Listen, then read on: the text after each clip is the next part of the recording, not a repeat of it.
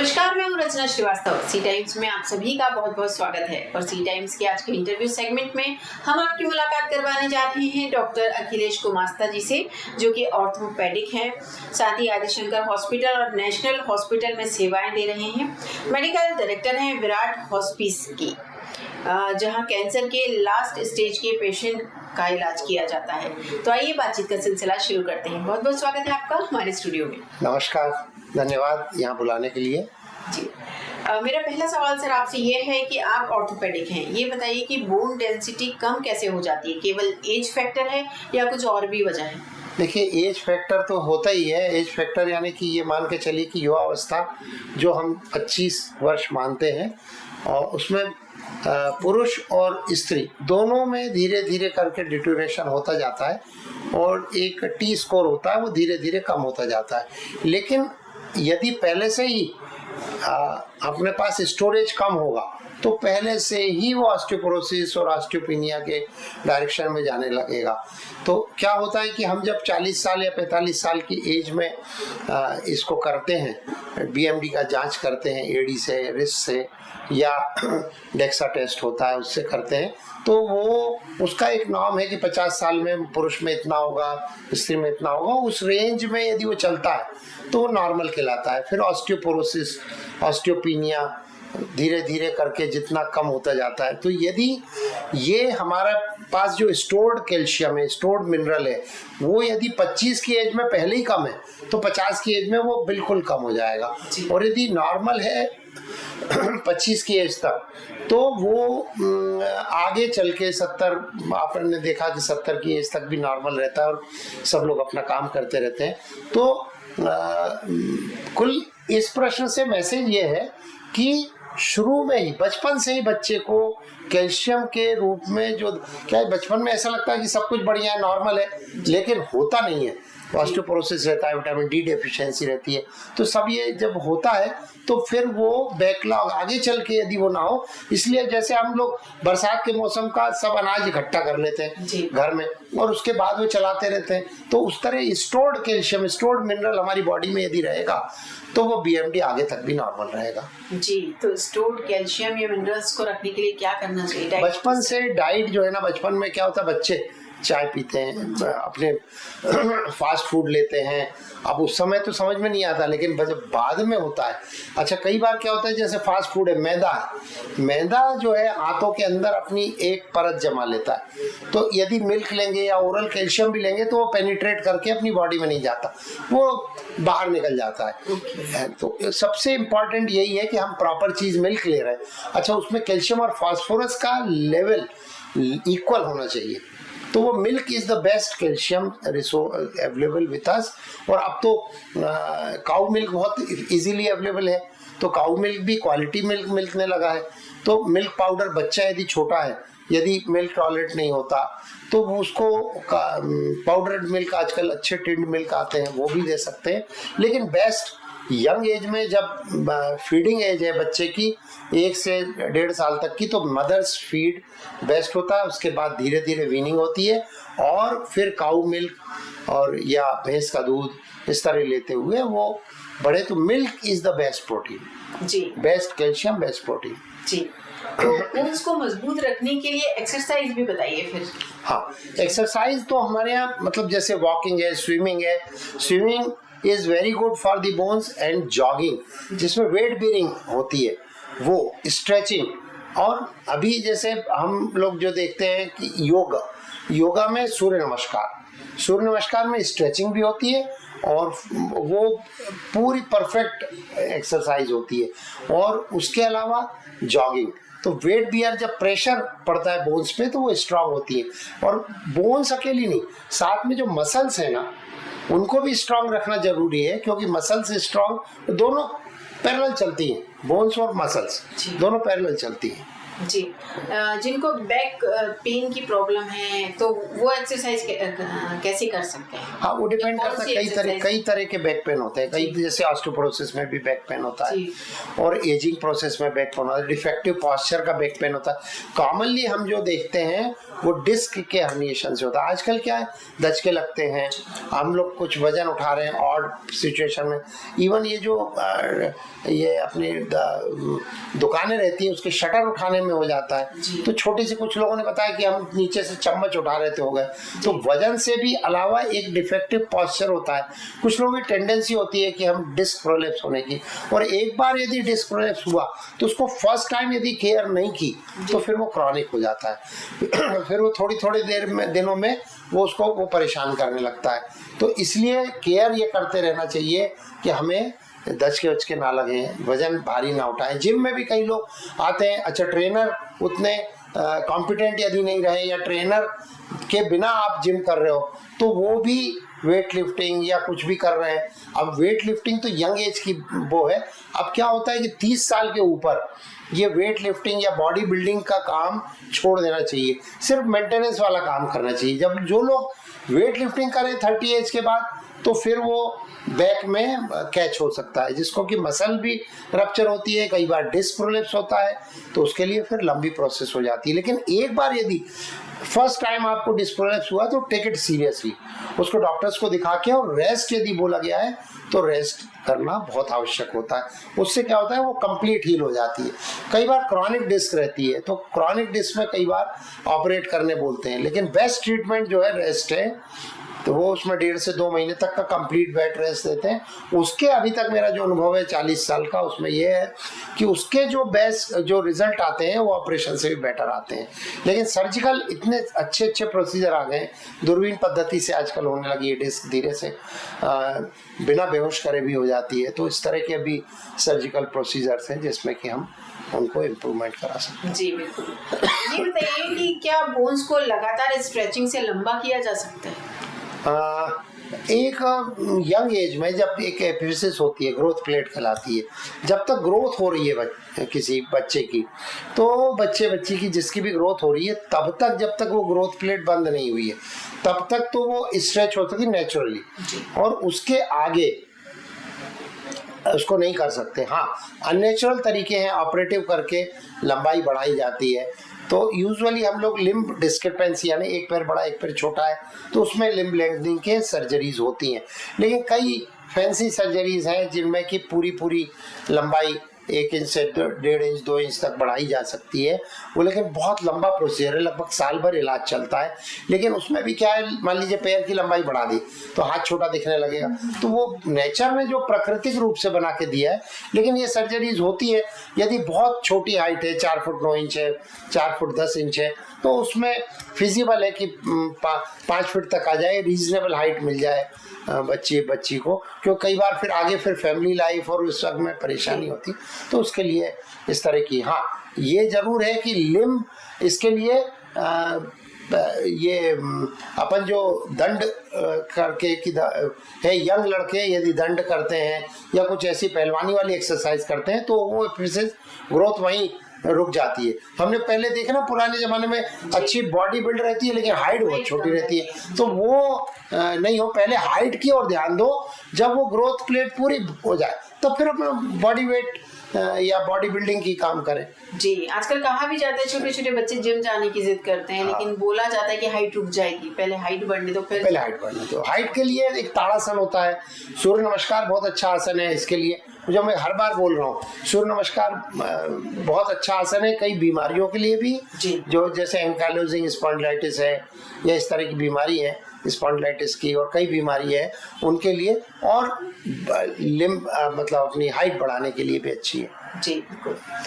एक और समस्या काफी ज्यादा देखने में आती है कि एड़ी की हड्डी का बढ़ना, तो क्या वाकई हड्डी बढ़ती है या फिर ये कुछ और ही समस्या? देखिए, एड़ी की हड्डी बढ़ना, एक्चुअली एड़ी में दर्द होना, ये एक बीमारी है जी। उसमें प्लांटर फेशिया एक होता है, वहीं से एक नर्व निकलती है पास से, तो नर्व वो दबने लगती है। वो एक्चुअली हड्डी बढ़ने से कोई समस्या नहीं होती, हड्डी बढ़ती है, मुलायम हड्डी हो जाती है, एजिंग के पास कुछ लोगों की टेंडेंसी होती है बढ़ जाती है। और कई बार होता है कि दाहिने पैर में दर्द हो रहा है, बाएं पैर में दर्द नहीं हो रहा, जबकि वहां भी हड्डी बढ़ी रहती है। तो हड्डी के बढ़ने से तब समस्या नहीं होती, वहां पर एक नर्व रहती है, उसमें गठान बन जाती है और इतनी पेनफुल रहती है कि पैर पहला कदम रखने में दर्द होता है, फिर थोड़ा चलो तो थोड़ा आराम होता है। वो आराम ऐसे होता है जैसे अभी अपन कपड़े पहने, तो कपड़े पहने तो जब पहनते हैं तब ध्यान आता है, जब पहन लेते हैं तो फिर वो सेंसेशन ब्लंट हो जाता है, तो उसमें फिर थोड़ा चलने में ब्लंट हो जाता है।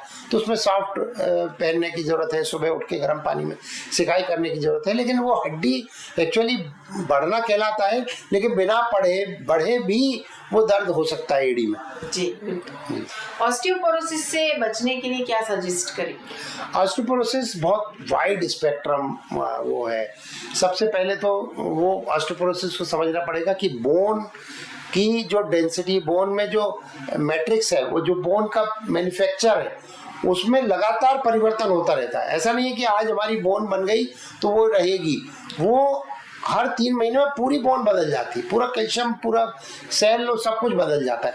लेकिन जब तक हमारे पास स्टोर्ड वो नहीं होगा, जैसे कोई भी फैक्ट्री है, फैक्ट्री में आउटलेट है और इनलेट है, तो इनलेट में जब तक कैल्शियम, मैट्रिक्स यानी प्रोटीन और मैग्नीशियम, दूसरे मिनरल वो पूरे नहीं होंगे तो वो सेल भी नहीं बनेंगे और उसमें फिर वो धीरे धीरे रेडिफेक्शन हो जाएगा। तो उसको ऑस्टियोपोरोसिस के बचने के लिए दो चीज़ें हैं। पहले तो आप डाइट, और दूसरा जो है एक्सरसाइज। ये दोनों जब तक पैरेलल नहीं होंगे तब तक आप कितने कैल्शियम खा ले कुछ नहीं होने का। उसमें भी वॉकिंग, जॉगिंग ये बहुत ज़रूरी है। हाँ, ट्रेडमिल लोग करते हैं, लेकिन ट्रेडमिल अच्छी एक्सरसाइज है, लेकिन साइकिलिंग उससे बेटर है 2 कारणों से। एक तो पूरी एक्सरसाइज होती है, स्ट्रेचिंग मसल्स की होती है, लेकिन ये ट्रेडमिल में क्या होता है, घुटनों के दर्द बढ़ते हैं लोगों के, घुटने और इसके अपने टोज में। तो क्योंकि वो अपन यदि जमीन पे दौड़ रहे हैं तो एक तरफ फोर्स लग रहा है, ट्रेडमिल चल रहा है तो डबल फोर्स लगता है, अपनी बॉडी लगती है वो, तो पूरा प्रेशर एंकल और नी पर आता है, सबसे ज़्यादा नी पर आता है। तो कुछ लोग पेशेंट्स आजकल आते हैं हमारे पास कि साहब जब से जिम शुरू किया है तब से हमें घुटने में दर्द हो रहा है। तो एक्चुअली जिम, डिफेक्टिव जिम करने के कारण होता है। तो अच्छे ट्रेनर से आप ट्रेनिंग लें, और ट्रेनर नहीं उपलब्ध है तो कम से कम ट्रेडमिल बिल्कुल ना करें। ये बताइए कि नी की प्रॉब्लम काफी लोगों में देखने में आ रही है, तो क्या नी रिप्लेसमेंट एक आखिरी तरीका है और ये कितना सक्सेसफुल है? हाँ, अच्छा प्रश्न है आपका रचना जी। एक्चुअली नी की समस्या इतनी हो रही है, उसका कारण है हमारा डिफेक्टिव बैठना, डिफेक्टिव उठना, डिफेक्टिव खान पान और फैट अधिक हो जाना। तो फिर बॉडी वेट भगवान ने बनाया है कि 60 किलो का वजन लेना है उसको, उस पर 80 किलो 100 किलो पड़ रहा है जी। उस पर ऑड एक्सरसाइजेस हो रही हैं। पहले ज़माने में लोग जो रहते थे घुटने मोड़ के बैठना सब करते थे, कुछ नहीं होता था। लेकिन वो फैट, प्रेशर, फास्ट फूड बहुत सारी एड अप हो गई हैं, कैल्शियम की कमी, थायराइड, बहुत सारी समस्याएं ऐसी हो गई हैं कि जिसके कारण घुटने में प्रॉब्लम होने लगी, विशेष रूप से महिलाओं को। और नी रिप्लेसमेंट का आपने जो प्रश्न किया, नी रिप्लेसमेंट आज के समय में ये मान के चलिए कि वरदान है। लेकिन सबसे बड़ी जो आपने पूछा कि सफल कितना होता है ऑपरेशन, ये तो ये सिलेक्शन ऑफ द पेशेंट बहुत ज़रूरी है कि किस तरह के पेशेंट को सिलेक्ट कर रहे हैं। हमें एक्सरे को का इलाज नहीं करना है, हमें मरीज का इलाज करना है। कई बार क्या होता है, एक्सरे में बहुत ज़्यादा डिफेक्ट दिख रहा है, ऑस्टियोफाइट दिख रहा है, लेकिन मरीज काम कर रहा है, ठीक ठाक कर रहा है। एक्सरे देख के यदि हम सर्जरी कर देंगे उसकी लाइफ में कोई चेंज नहीं आएगा। जब कोई चेंज नहीं आएगा तो वो डिससेटिस्फाइड रहेगा, संतुष्ट नहीं हो पाएगा। लेकिन कई बार ऐसा रहता है कि एक्सरे में डिफेक्ट कम दिख रहा है या है भी, और लेकिन पेशेंट ऐसा हो रहा है कि बाहर नहीं जा पा रहा, कोई रूटीन अपना खुद का भी नहीं कर पा रहा, बाहर सोशल लाइफ तो है ही नहीं, तो वो धीरे धीरे और रेस्ट्रिक्ट होता है, उससे कैल्शियम भी की कमी होती है, एब्जॉर्प्शन कम होता है, पूरा सिस्टम नेगेटिव जाने लगता है। और कई बार एक जोड़ में ज़्यादा रहता है, दूसरे जोड़ में कम रहता है, तो वो क्या है, टालता रहता है, दूसरे जोड़ पे वजन रहता है, जब तक दूसरे जोड़ में ना हो जाए तब तक वो ऑपरेशन नहीं कराता। बहुत सारे इलाज हैं ऑपरेशन के अलावा भी, एक्सरसाइजेस हैं, कुछ दवाइयाँ हैं जिनसे धीरे धीरे अपनी उसको टाला जा सकता है, 3-4 साल 5 साल के लिए टाला जा सकता है। कुछ दवाई हैं, कुछ इंजेक्शन डायरेक्ट जॉइंट में दिए जाते हैं जिनसे बढ़ता है। लेकिन जब ऐसी परिस्थिति हो जाए कि सिलेक्शन के पेशेंट डॉक्टर कह रहा है कि नहीं अब तो कराना ही पड़ेगा, या आपका मन बन रहा है, समाज परिवार के लोग कह रहे हैं, समाज में लोग कह रहे हैं कि बहुत दिनों से इनको देखा नहीं, कहीं बाहर जाना है, कहीं जा नहीं पाते, जस्ट घुटने के कारण, घुटनों में बहुत ज़्यादा बीमारियाँ भारत में हो रही हैं महिलाओं में, तो उनको रिप्लेसमेंट कराना पड़ता है। कई बार तो रिलक्टेंट रहते हैं कि बड़ी सर्जरी है, क्यों कराएं, पैसे ज़्यादा लगते हैं, क्यों कराएं, तो वो वो मरीजों को मैं बताता हूँ कि ये नर्क स्वर्ग का फर्क है। यदि आप करा लेंगे तो आपका नारकी जीवन बदल जाएगा। तो सिलेक्शन ऑफ द पेशेंट और डॉक्टर्स के लिए और पेशेंट के लिए यह कि अपना वेट पहले रिड्यूस करे, मसल्स को बिल्डअप करे, एक्सरसाइज कर करके। साइकिलिंग सबसे अच्छी एक्सरसाइज है। कैल्शियम की कमी जो है उसको पूर्ति करे। तो थायराइड कंट्रोल करे, ब्लड प्रेशर, शुगर, ये जो बीमारियां आज के युग की हैं उनको भी कंट्रोल करके रखे। तो उससे क्या होगा कि फिर वो नी रिप्लेसमेंट के रिजल्ट्स बहुत अच्छे आएंगे। और एक चीज़ मैं दोबारा बताना चाहूँगा कि घुटने में यदि आर्थराइटिस तेजी से बढ़ रही है तो उसका कारण जिम में जो ट्रेडमिल या घर में जो ट्रेडमिल करते हैं वो बहुत उसमें उसकी अहम भूमिका होती है, क्योंकि वो प्रेशर जब पड़ता है तो उससे होता है। तो हम नी रिप्लेसमेंट कराएं, और यदि उस कराने लायक है तो निश्चित कराना ही चाहिए, जिससे कि एक जोड़ यदि हो रहा है तो दूसरे जोड़ में या दोनों को कराना है तो जल्दी से जल्दी करा लें, जिससे कि लाइफ स्टाइल बदल जाए, लाइफ सुधर जाए। लेकिन सिलेक्शन ऑफ डॉक्टर्स को भी, ऑर्थोपेडिक सर्जन्स को भी बहुत ज़रूरी है देखना कि सिलेक्शन ऑफ पेशेंट। कई बार क्या होता है कि नई सर्जरी आती है, अभी तो ये बहुत पुरानी हो गई, 20 साल से हम लोग कर रहे हैं, लेकिन कई बार नई सर्जरी आती है, सब लोग उसी को करने पे अपना करने लगते हैं कि हाँ इसके अच्छे रिजल्ट्स हैं। तो फिर क्या होता है कि हम उसमें फिर पीछे होने लगते हैं, है ना। कई बार बताने लगते हैं कि हमारे यहाँ के पूर्व प्रधानमंत्री जी का हुआ तो वो तो ऐसे चलते थे, अब वो कैसा सिलेक्शन था, क्या हुआ, ये नहीं कह सकते। तो हमें 2-3 चीज़ों का ध्यान रखना पड़ेगा। इसमें कॉम्प्लिकेशंस थोड़े बहुत होते हैं, कि डीवीटी होता है जिसमें कि क्लॉट जमता है, इन्फेक्शन होने का डर रहता है, थोड़ी साइनोवाइटिस होती है, कुछ जॉइंट रिजेक्शन होता है। तो वो कॉम्प्लिकेशंस होते हैं लेकिन बहुत रेयर होते हैं। लेकिन मैं ये कहूँगा कि यदि आपको लग रहा है कि हम इस कमरे से उस कमरे में नहीं जा सकते, हमारे नाती का जन्मदिन है तो हम पार्टी को अवॉइड करना चाहते हैं, शादी को अवॉइड करना चाहते हैं, कोई सोशल फंक्शन अवॉइड करना चाहते हैं सिर्फ इसलिए क्योंकि घुटने में तकलीफ है, तो उसका ऑपरेशन जरूर करा लेना चाहिए। ये सब्जेक्टिव फीचर है, बाकी डॉक्टर्स तो बताते ही है कि कब कराना कब नहीं कराना। जी बिल्कुल। ये बताइए कि बोन टीवी के लक्षण क्या हैं? कैसे बचा जा सकता है और क्या इसे उपचार करके पूरी तरह ठीक किया जा सकता है? बोन टीबी पहले ज़माने में बहुत ज़्यादा होती थी, मतलब जॉइंट्स में होती थी, बच्चों को होती थी। और लेकिन आजकल ट्रेंड बिल्कुल फिर से चेंज हो रहा है। पहले कम हो गई थी बीच में, जो कि लेकिन आजकल ये ट्रेंड हो रहा है कि जो अच्छे परिवार के लोग हैं, जो वेल ऑक्यूपाइड हैं या फिर सोशो इकोनॉमिकली अच्छे हाई ग्रेड हैं, उनको अमेरिकन्स में, दुनिया भर में, लेकिन अर्ली डायग्नोसिस होने लगा है। सबसे पहले जैसे कमर बैक में होती है यूजुअली, स्पाइन में, स्पाइन जिसको कहते हैं, तो उसमें बैक एक होने लगता है। तो अर्ली डायग्नोसिस एमआरआई है, इससे हो जाता है, एक्सरे से भी देखने लगता है, कई ब्लड सोफिस्टिकेटेड ब्लड टेस्ट हैं उनसे पता लग जाता है। लेकिन जल्दी डायग्नोसिस हो जाता है तो जल्दी इलाज हो जाता है। अदरवाइज बढ़ गई, लेकिन आज के युग में जो है टीबी का इलाज संभव है। और 2025 तक तो भारत में स्वास्थ्य विभाग ने, मंत्रालय ने और प्रधानमंत्री जी ने ये निर्णय लिया है कि 2025 तक हमको टीबी मुक्त भारत करना है। तो उसके लिए भी बड़ी योजनाएं, सरकारी दवाइयाँ बिल्कुल अच्छे से मिल रही हैं। तो लंग्स की टीबी तो आजकल हो रही है जहाँ तक है, लेकिन संख्या कम होती जा रही है। लेकिन एक जरूर है कि मल्टी ड्रग रेजिस्टेंट एमडीआर जो है ना, ये ट्यूबरकुलोसिस है, वो थोड़ी चिंता का विषय है। दूसरे एड्स के मरीजों को ट्यूबरकुलोसिस होने के चांसेस रहते हैं, तो उसके भी प्रिकॉशंस हैं एड्स के, तो वो सबको ज्ञात है। हेल्थ एजुकेशन बहुत जरूरी है। जॉइंट्स की टीबी यानी घुटने की, रिस्ट की, ये सब कम हो गई है। आजकल स्पाइन की टीबी हो गई, तो बैकएक यदि है तो हमेशा उसको सीरियसली लेना चाहिए। और यदि उसमें ट्यूबरकुलोसिस के कोई लक्षण ऐसे मिल रहे हैं रूटीनली, तो सीबीसी ईएसआर में कुछ मिलने लगता है, लेकिन उससे टीबी का इलाज शुरू नहीं होता। एमआरआई जल्दी हो जाता है अर्ली डिटेक्शन के लिए, बाकी सब जांचें हो जाती हैं। और ऑर्थोपेडिक सर्जन और टीबी स्पेशलिस्ट मेडिकल की टीम, ये टीम वर्क के साथ उसका इलाज बहुत अच्छा हो रहा है। और शासकीय व्यवस्थाएं बहुत सुचारू हैं इस समय, और टीबी का इलाज चल रहा है। जी। ये बताइए कि इसी तरह बोन कैंसर जो है वो भी उसके लक्षण क्या हैं और क्या ये भी पूरी तरह क्योरेबल है?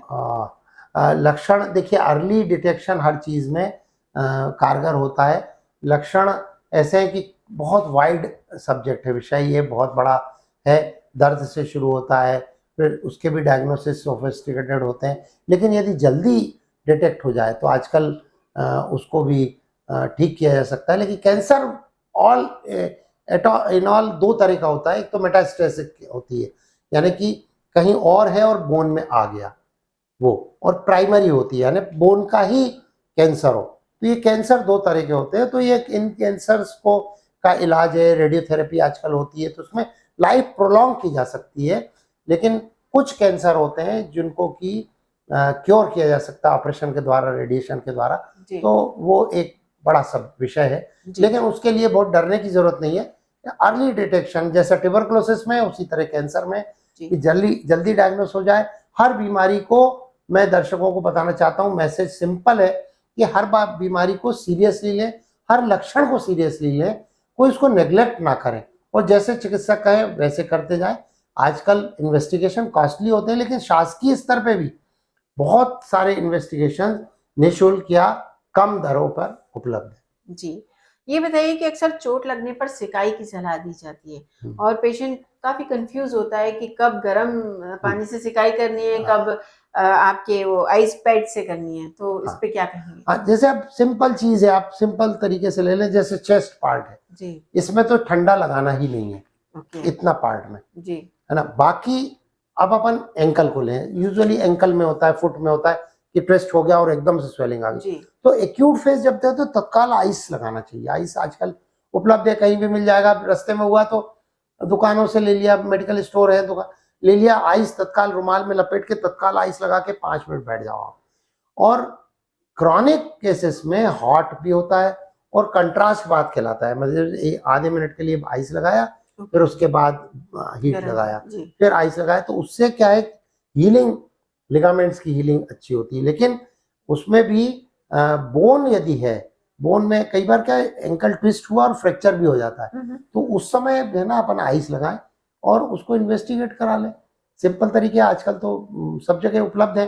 तो कहाँ हॉट लगाना है, कहाँ आइस लगाना है, क्रॉनिक जो है उसमें हॉट से फायदा होता है।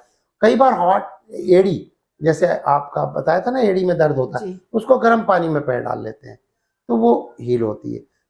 तो एक्यूट फेज में तत्काल हुआ है तो आइस लगाना है, चेस्ट में आइस नहीं लगाना है, हॉट से करना है। ओके। उठते बैठते समय कई बार हड्डी में चटकने की आवाज आती है, ये क्यों आती है? वो एक सिंपल नॉर्मल स्नैपिंग साउंड है। जैसे वो लोगों की आदत रहती है ना, उंगली चटकाते हैं, तो क्या है, फ्लूइड हर जोड़ में होता है, वो फ्लूइड आगे से पीछे की ओर, पल्पी फ्लूइड रहता है, तो आगे से पीछे की ओर जाता है। तो वो जब भी अपन ये उंगली जैसा है तो चट्ट आवाज आना, वो एक नॉर्मल फीचर है।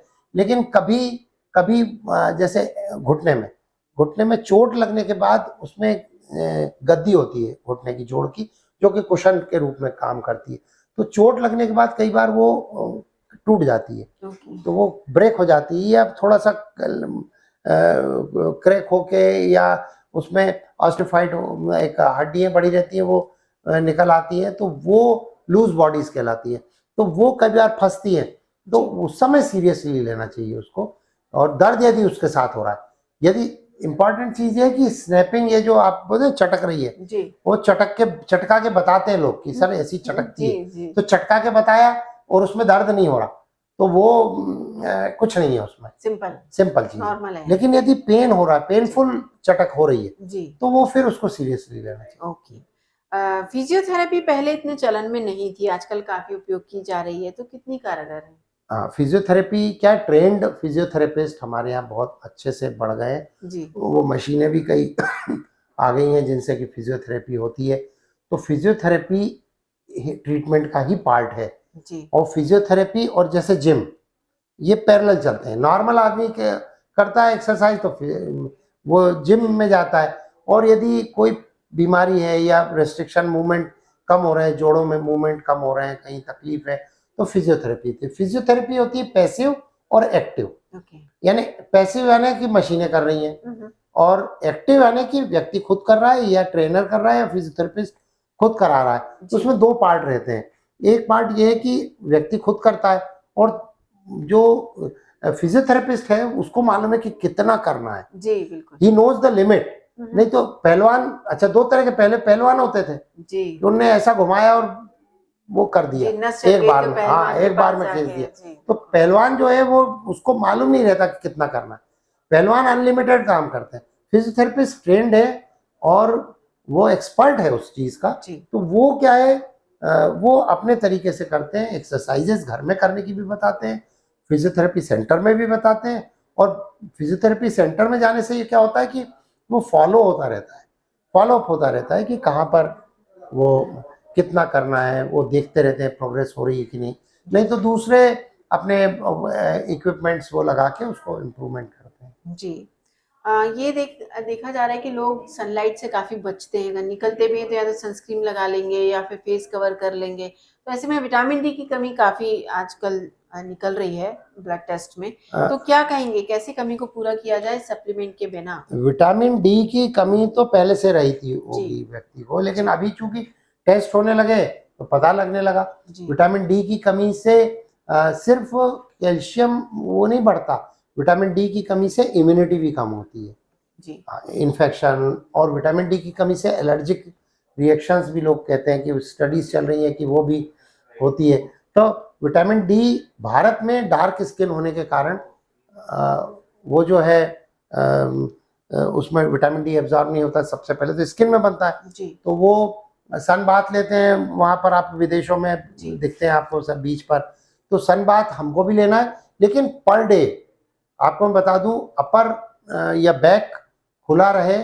और यंग एज में जैसे धूप में लेटा देते हैं छोटे बच्चे को, जी तो वैसे धूप में यदि 15-20 मिनट में 15-20 मिनट में 11 से 1 या 2 के बीच में डायरेक्ट सनलाइट पड़ती है, बैक में भी हाफ ऑफ द बॉडी में, तो या 1/4 ऑफ द बॉडी में 30 मिनट्स के लिए, तो इट इज सफिशिएंट। लेकिन विटामिन डी सप्लीमेंट अच्छे आ गए हैं, सस्ते हैं, वो लेना पड़ेगा। लेकिन सिर्फ विटामिन डी लेने से कुछ नहीं होगा। जी विटामिन डी कई बार पेशेंट आते, सर मैं तो साल भर से विटामिन डी ले रही हूँ, जी ठीक नहीं हो रहा। आपको कैल्शियम सप्लीमेंट लेना पड़ेगा। कैल्शियम डाइटरी सप्लीमेंट अच्छे हैं। मिल्क मैंने जैसे शुरू में बताया कि milk is the best protein, milk is the best calcium. जी दोनों जो है वो लेंगे तो उसका फायदा होगा। विटामिन डी अलग से ले लें जी और साथ में मिल्क ले लें। ओके ये टेलबोन के दर्द की भी समस्या आजकल काफी है, तो ये क्यों होता है? टेलबोन तो यूजुअली प्रेशर ट्रॉमा से भी होता है। बिना ट्रॉमा के यदि अंदर पेट में कोई खराबी है तो उससे भी हो जाता है, लेकिन उसका सिंपल इलाज है, थोड़ा सिकाई करें जी घर में। और अपना बहुत कुछ करने की जरूरत नहीं। यदि क्रॉनिक हो जाता है तो उसमें इंजेक्शन एक लगता है, बहुत बड़ी बीमारी नहीं है, लेकिन बहुत ऐसा लगता है कि बहुत समस्या देने वाली बीमारी जिसको होती है इधर, जी वो काफी परेशान पेन रहता है, होता काफी है जी परेशान रहता है। बिल्कुल आजकल वो जर्की मूवमेंट्स बहुत हैं, भगवान ने बनाया पैदल चलने के लिए, अपन उचक उचक के गाड़ियों पे चल रहे हैं, स्पीड ब्रेकर पे चल रहे हैं। बिल्कुल और स्पीड ब्रेकर जहाँ नहीं है, अच्छी सड़क है तो स्पीड ब्रेकर है, और जहाँ खराब सड़क है वहाँ गड्ढे हैं, बिल्कुल तो वो दोनों में यही समस्या होती बिल्कुल है। जी। बिल्कुल तो चलते चलते आप हमारे व्यूअर्स को क्या मैसेज देना चाहेंगे? मैसेज ये रहे देना चाहते हैं कि आप स्वस्थ रहें और अपनी केयर खुद भी करें और अपनी लिमिटेशन खुद जाने। जैसे मान लीजिए आपको कमर में कभी दर्द हुआ है तो शटर नहीं उठाना है, धचके कितने लगना है। मान लो आप किसी फ्रेंड के साथ जा रहे हैं, आपकी कमर में तकलीफ है, तो बेटर को आप खुद मोटर स्कूटर चलाइए। तो आप अपनी लिमिटेशन खुद तय करें। पालती मार के, जैसे घुटने में दर्द है, पालती मार के नहीं बैठे, वेस्टर्न कमोड का इस्तेमाल करें, एक्सरसाइजेस करें, स्वस्थ रहने के लिए योग करें, अच्छी डाइट लें। ये मैसेज है।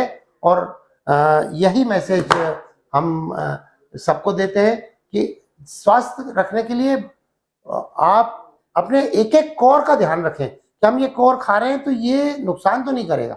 जी आजकल बाजार में आप फोन लगाएंगे आपके पास फूड आ जाएगा, बिल्कुल लेकिन फूड वो कितना आपको बॉडी में फायदा करने वाला है कि जबान भर पे फायदा करने बस वाला है, इसका ध्यान रखना है। एक्सरसाइज नियमित करें, समय पे सोएं, समय पे उठें। आजकल 2 बजे तक बच्चे जगते हैं और सुबह 11 बजे उठते हैं, तब तक पता ही नहीं चलता कि सूर्य पश्चिम से उग रहा है कि पूरब से उग रहा है। तो प्रॉपरली सुबह उठें और अपनी केयर, ओल्ड एज वालों के लिए है कि अपनी डाइट प्लान बना के रखें, अपने रेस्ट्रिक्शन लाइफ में रखें, अपने केयर खुद करें, है ना, कि कैसे चलना है, कहीं गिरे ना।